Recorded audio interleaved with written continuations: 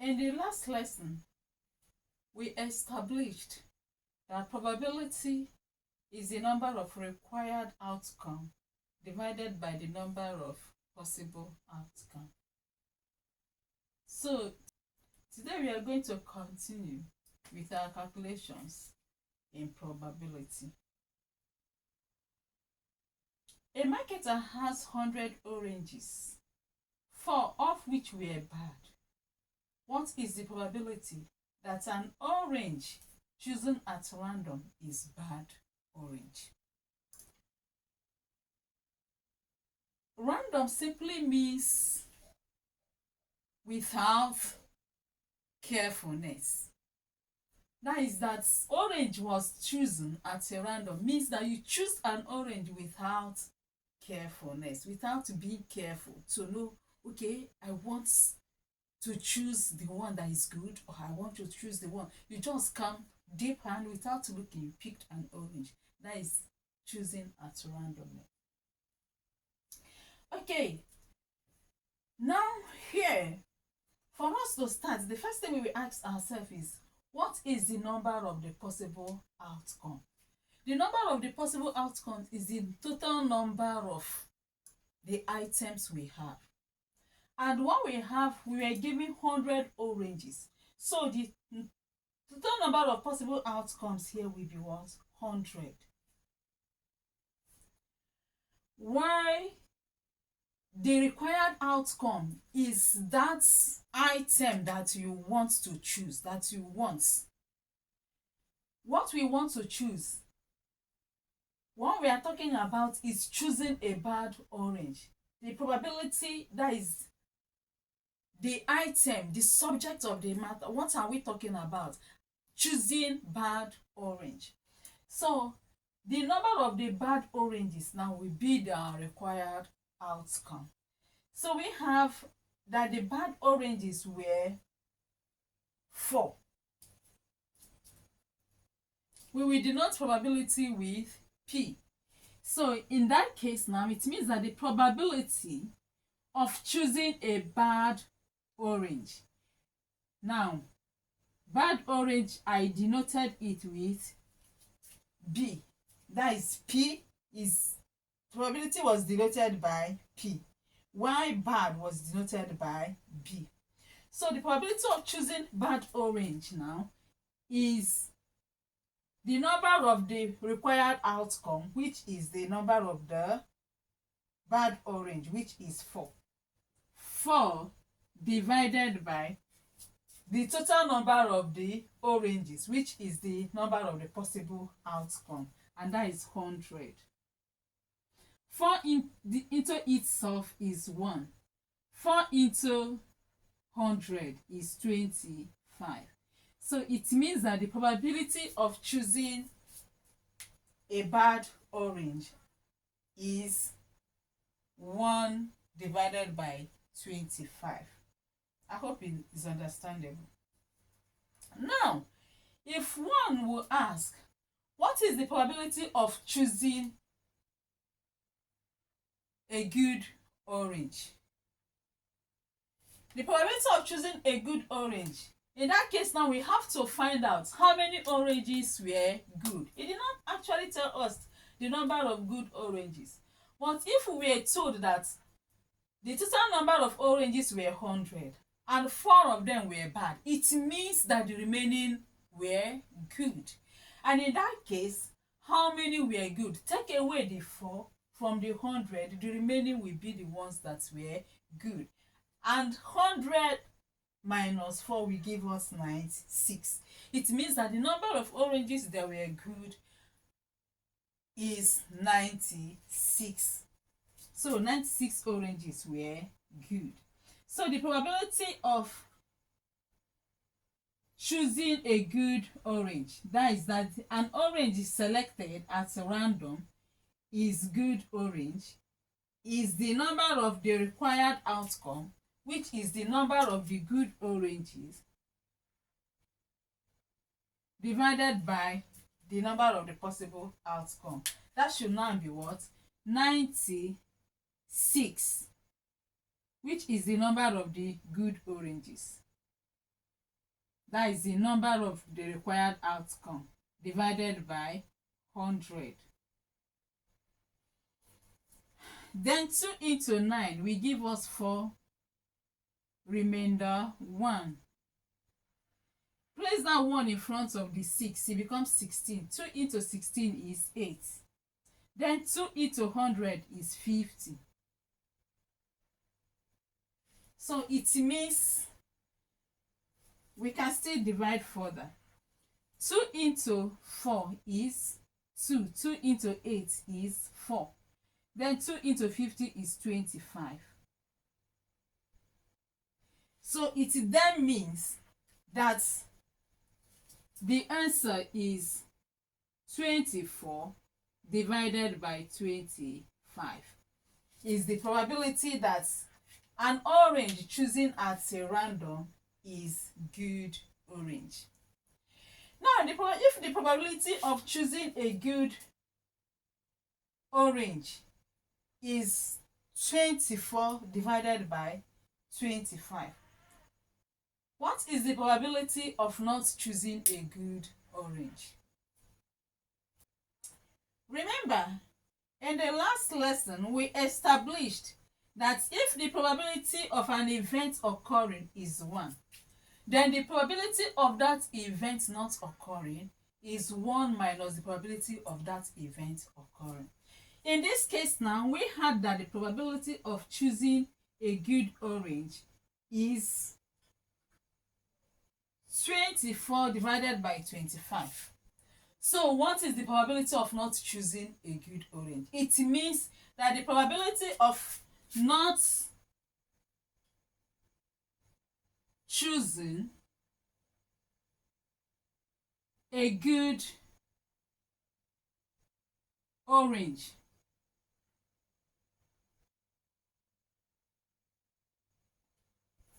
is equal to 1 minus the probability of choosing a good orange.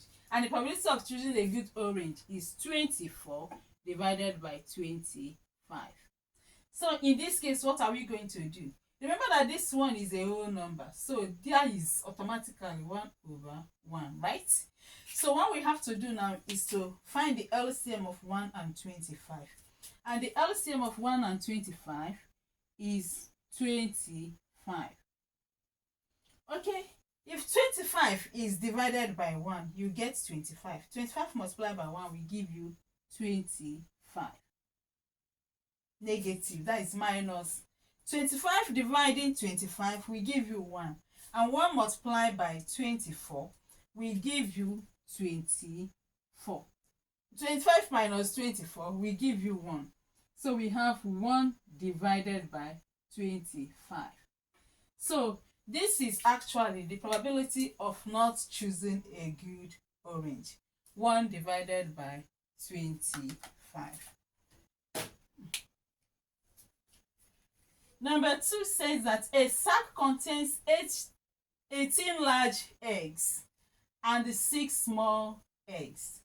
What is the probability that an egg chosen at a random is A, large egg, B, small egg, C, either large or small egg, D, neither large nor small egg?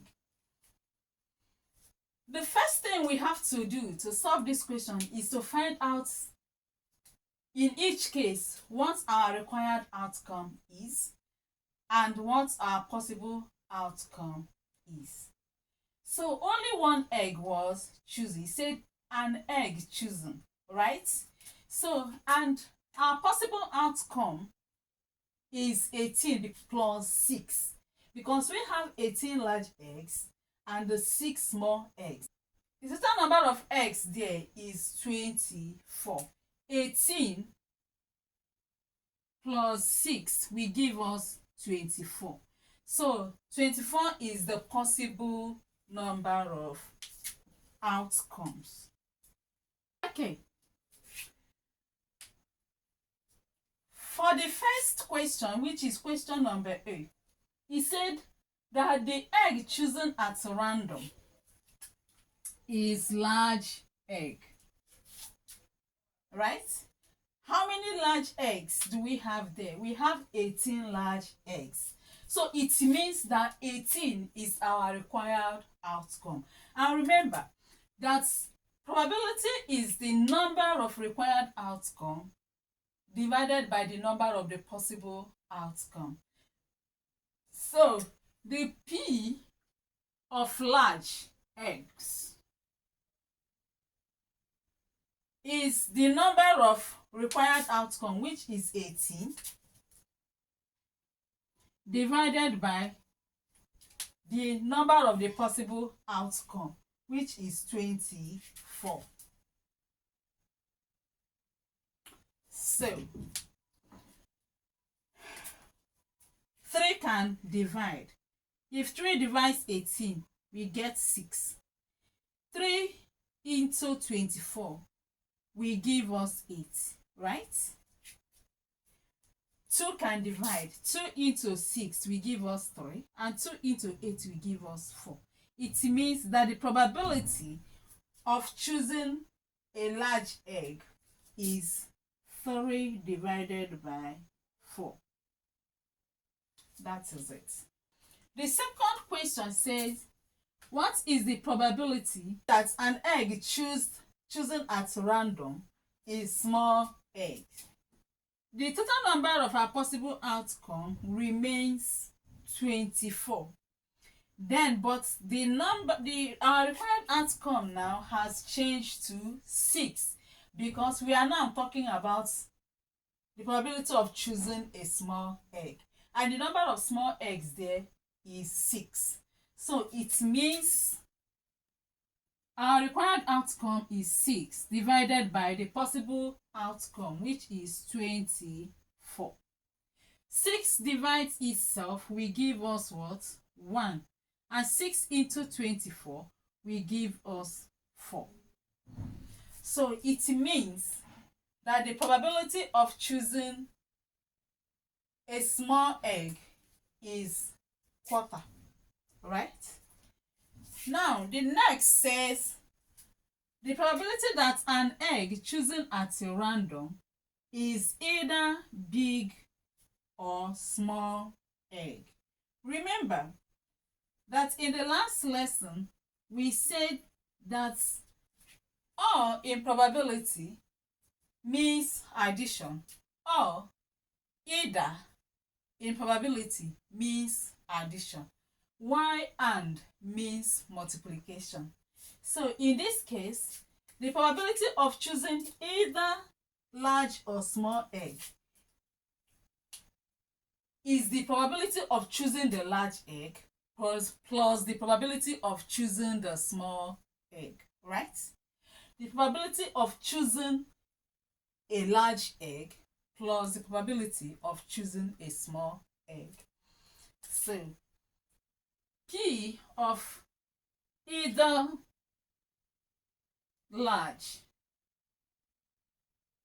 or small egg is equal to the probability of choosing a large egg. When we did the probability of choosing a large egg was 3 divided by 4, that is 3/4. Then plus the probability of choosing small egg, we got quarter, that is 1 divided by 4, because that is 6 divided by 24, and that gave us 1/4. So what do we have to do here? Since they have common denominator, you pick one of the denominator and then add the numerator. The numerator is this 3 plus 1, and that will give us what? 4. 4 divide 4 will give us 1. So the probability of choosing either large or small egg is 1. The next says the probability of choosing neither neither large nor small egg.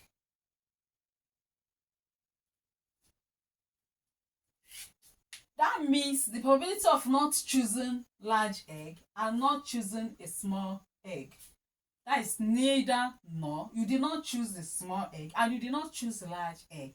It means that the probability is 0 because the eggs there are either large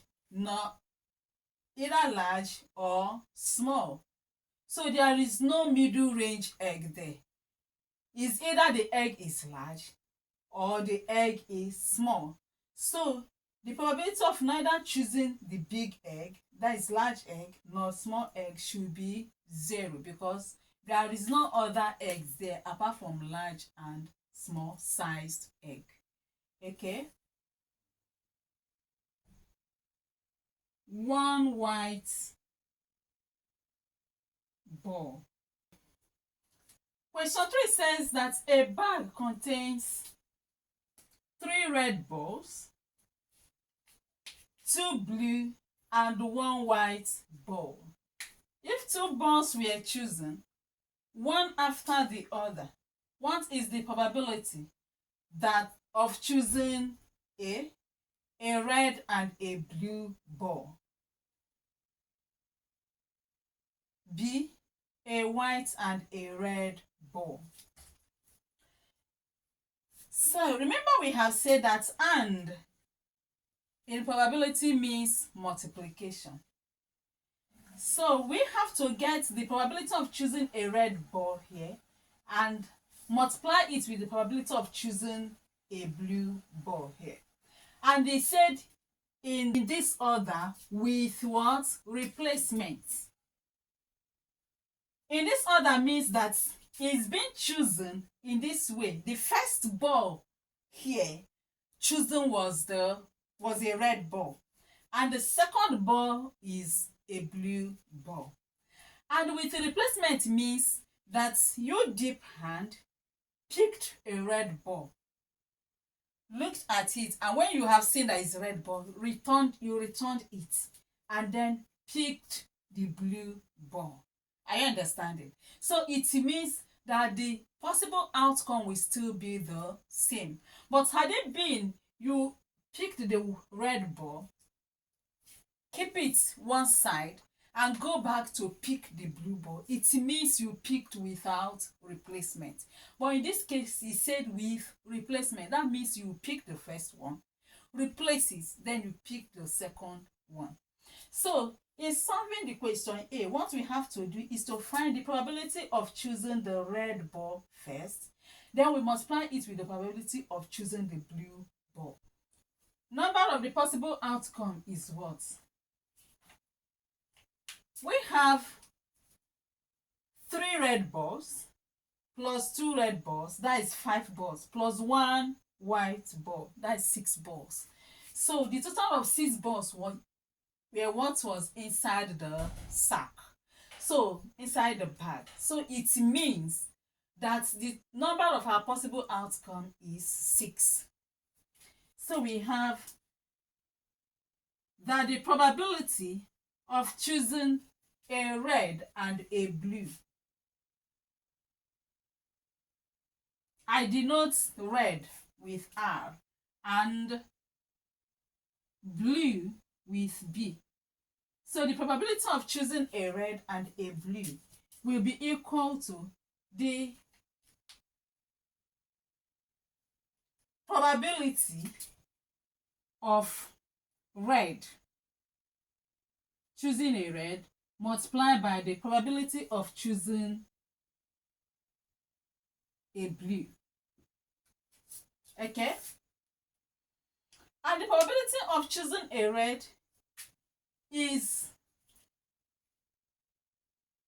required outcome, which is the total number of red, divided by the possible outcome, which is 6. So we have 3 here divided by 6, multiplied by the probability of choosing blue is the required outcome, which is 2, because we have only 2 blue balls.